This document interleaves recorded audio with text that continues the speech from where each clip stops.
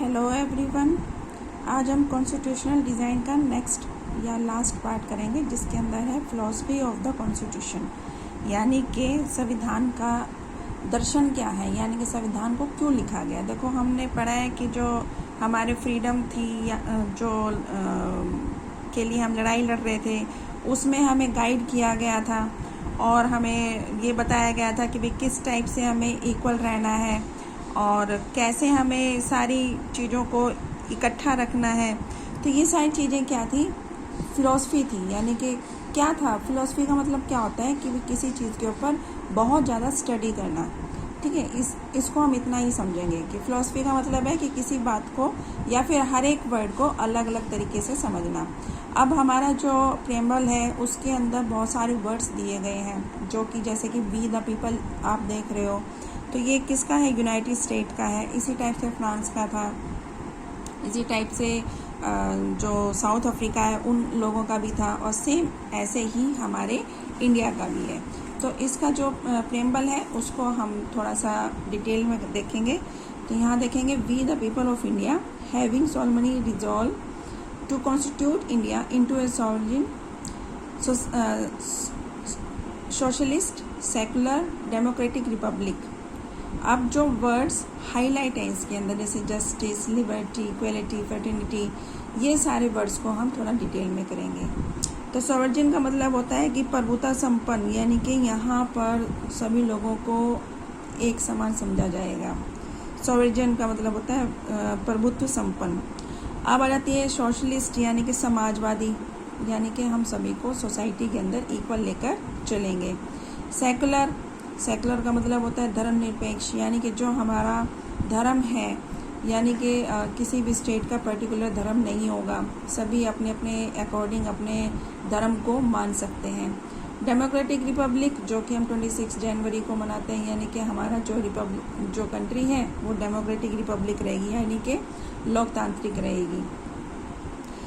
अब यहाँ पे कुछ वर्ड्स हैं। जस्टिस का मतलब क्या है कि यहाँ हम सभी को जस्टिस देंगे। किस चीज़ पे? सोशल, इकोनॉमिक एंड पॉलिटिकल, यानी कि सोसाइटी के अंदर सोशल यानी कि सामाजिक, इकोनॉमिक यानी कि आर्थिक, और पॉलिटिकल यानी कि राजनीतिक, यानी कि तीनों लेवल पे सभी को हम क्या देंगे, न्याय प्रदान करेंगे। कोई भी इसके अंदर छोटा बड़ा नहीं होगा। जो जस्टिस गरीब को मिलेगा वही जस्टिस अमीर आदमी को भी मिलेगा। नेक्स्ट है लिबर्टी का मतलब स्वतंत्रता किस चीज़ की? थॉट की, सोचने की, एक्सप्रेशन की, यानी कि अपने विचारों को एक्सप्रेस करने की। बिलीफ, फेथ एंड वर्शिप, यानी कि ये कह सकते हो कि अभिव्यक्ति का, विश्वास का, धर्म का और उपासना का, यानी कि आप कोई भी चीज़ है उन सब की आपको क्या है, लिबर्टी है। लिबर्टी का मतलब होता है आज़ादी या स्वतंत्रता। इक्वलिटी किस चीज़ की है? Of status end of opportunity and the promote among them all, यानी कि इक्वलिटी का मतलब है समानता, इक्वल होना। तो यहाँ पर इक्वल का मतलब है कि आपको जो भी है, अपॉर्चुनिटी है या स्टेटस है, यानी कि प्रतिष्ठा है, या फिर आपको कोई अपॉर्चुनिटी दी जाती है, यानी कि जैसे जॉब है, तो जॉब के लिए हर एक को अपॉर्चुनिटी है कि वो उसके लिए अप्लाई कर सकता है। फ्रेटर्निटी का मतलब है कि यहाँ पे एक तरह से कह सकते हैं मित्रता या बंधुता। तो यहाँ पर इसका मतलब है कि आपको एक देश की, यानी कि राष्ट्र है, नेशन का जो एकता है, अखंडता है, उसको बढ़ाने में आपको हेल्प करनी है। तो ये आपके कुछ वर्ड्स थे जिसको कि हमने 26 नवंबर 1949 में इसको बना लिया था, और 26 जनवरी 1950 में इसको ये कह सकते हो कि पूरी तरह से लागू कर दिया गया था। नेक्स्ट टॉपिक है इसके अंदर इंस्टीट्यूशनल डिज़ाइन, यानी कि जो हमारा कॉन्स्टिट्यूशन है उसको कैसे डिज़ाइन किया गया है। तो कॉन्स्टिट्यूशन को देखो, 70 साल पहले कॉन्स्टिट्यूशन को डिज़ाइन कर दिया गया था।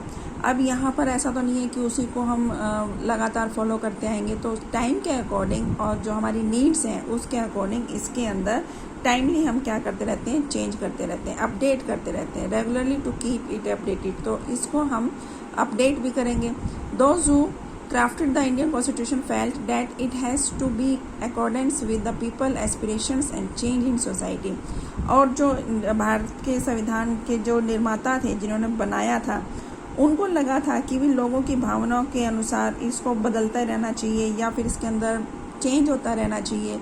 एस्पिरेशंस होते हैं उनकी आकांक्षाएं, उनकी जो चाहते हैं वो चीज़। They did not see it is an sacred, static and unalterable law.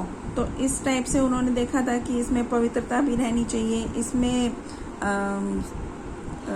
Statics यानी कि स्थायी रूप से भी और इसमें ना बदलने वाला कानून भी इसमें नहीं देखा था।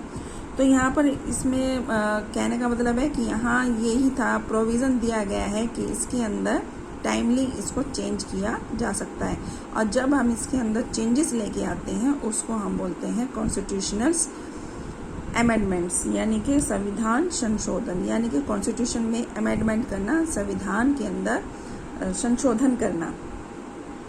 तो ये आपका चैप्टर था।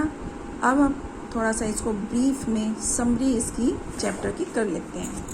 तो इस चैप्टर की समरी क्या रहेगी? इलेक्टेड रिप्रेजेंटेटिव होते हैं और वो अपनी मर्जी से कुछ भी काम नहीं कर सकते हैं। इसके अंदर कुछ बेसिक रूल्स होते हैं जो गवर्नमेंट और सिटीजन्स को मानने पड़ते हैं। ठीक है, ये सब रूल्स बनाते हैं। किसी भी देश का जो भी कॉन्स्टिट्यूशन है वो सुप्रीम लॉ होता है, और ये भी डिसाइड करता है कि राइट्स क्या होते हैं, गवर्नमेंट की पावर क्या होगी और गवर्नमेंट काम कैसे करेगी। ये सारा हमारा कॉन्स्टिट्यूशन के अंदर लिखा हुआ है। कॉन्स्टिट्यूशन हमें एक generate a degree of trust, यानी कि ये लोगों के बीच में ट्रस्ट और कोऑर्डिनेशन की भावना को पैदा करता है। यानी कि लोगों के बीच में, जैसे कि दक्षिण अफ्रीका या साउथ अफ्रीका के बारे में हम देखें तो जो ब्रिटेन यानी कि जो वाइट लोग थे और जो ब्लैक लोग थे उनके बीच में भी एक ट्रस्ट का माहौल होना जरूरी था। तो इसका मतलब क्या है कि कॉन्स्टिट्यूशन एक जनरेट करता है degree of coordination and trust, यानी कि ट्रस्ट और कोऑर्डिनेशन को पैदा करता है। दूसरा है it's specify how the government will be constitute, who will have power to take which decisions. अब कॉन्स्टिट्यूशन ये भी डिसाइड करता है कि गवर्नमेंट कैसी बनेगी, यानी कि कैसे इलेक्शंस होंगे और उनकी पावर क्या क्या रहेगी। यानी कि हमने शुरू में देख लिया है कि जो भी कॉन्स्टिट्यूशन है उसके अंदर जो लीडर्स हैं, सिटीजन्स हैं, उन सब की पावर्स को पहले ही डिफाइन कर दिया गया है। तीसरा है it lays down limits on power of the government and tells us what the right of citizens are. यानी कि जो कॉन्स्टिट्यूशन है गवर्नमेंट की पावर की लिमिट को डिसाइड कर देता है कि भी वो उस पावर से या उस लिमिट से बाहर नहीं जा सकते हैं, या फिर वो अपनी तरफ से अपनी मर्जी से कुछ काम नहीं कर सकते हैं। और सिटीजन्स के भी राइट्स के बारे में बता देता है। जो कॉन्स्टिट्यूशन है वो सिटीजन्स के राइट्स के बारे में भी बता देता है। फोर्थ कहता है it express the aspirations of people about creating a good society.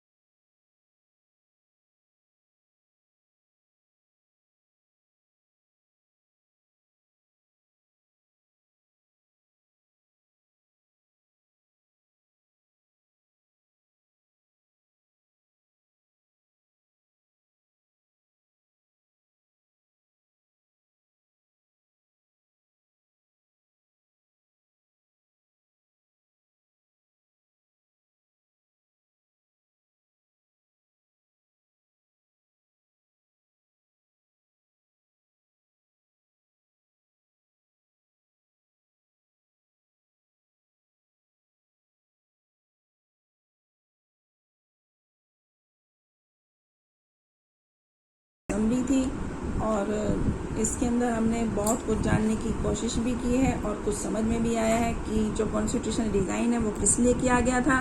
Constitutional design हमारी सोसाइटी को देखते हुए, डाइवर्सिटी को देखते हुए, क्योंकि इंडिया एक डाइवर्स कंट्री है, तो इन सब चीज़ों को देखते हुए यहाँ पर बहुत सारी चीज़ों को हमारी जो एस्पिरेशंस को देखते हुए इस चीज़ को कॉन्स्टिट्यूशन में लागू किया गया था और यहाँ कुछ वर्ड्स जोड़े गए थे जो कि हमारे लिए पूरी तरह से सही बैठते हैं। तो ये आपका चैप्टर था कॉन्स्टिट्यूशनल डिज़ाइन।